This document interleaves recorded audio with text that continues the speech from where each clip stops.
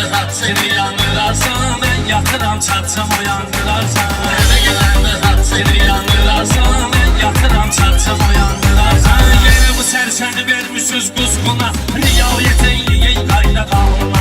Ay mireli şavaş verme sorguna, karışkanı gönle dadandırarsan, karışkanı gönle dadandırarsan. Oraya bir gayri ton koyarsın, artık sonu dinle ton koyarsın. Benim sözümden ona son koyarsın. Sen dönüşsün aile boşandırarsın, sen dönüşsün aile boşandırarsın. Meyhananın indirim vardır şirin, çoktu diyenler de onlardan biri. Biraz da alkışlasın o şairi, belki dalgamı dalgalandırarsan, belki dalgamı dalgalandırarsan. Böyle şairle maradlanlara, hiç bu olan yerde soranlara. Bilirsen sen etliye bakmanlara, ama yaşaman uşaklarını utandırırsın, yaşaman uşaklarını utandırırsın.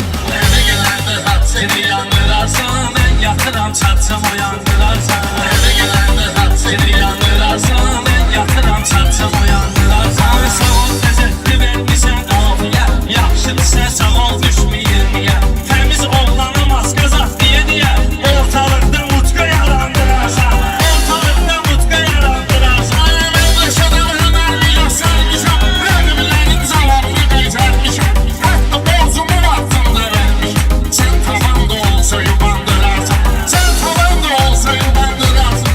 Tavan çatar saklamışık çekimizi, söylemişik beyimize təbrikimizi.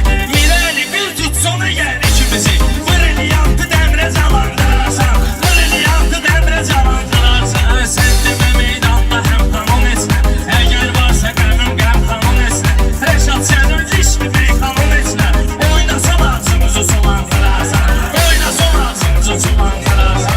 Temizliği üç başı korkanım, rüqatla batır içerim alnım. Rüqat sen deyim şirin şahtarlım, rahmetli nizamini dandırırsın, rahmetli nizamini dandırırsın. Eğer küçük gözləyirsən sən, gözləyirdim söz bilirsən. İnanmıram temiz söz deyirsən, üstə kilsi qalandırarsın, keçilsi üstə qalandırarsın.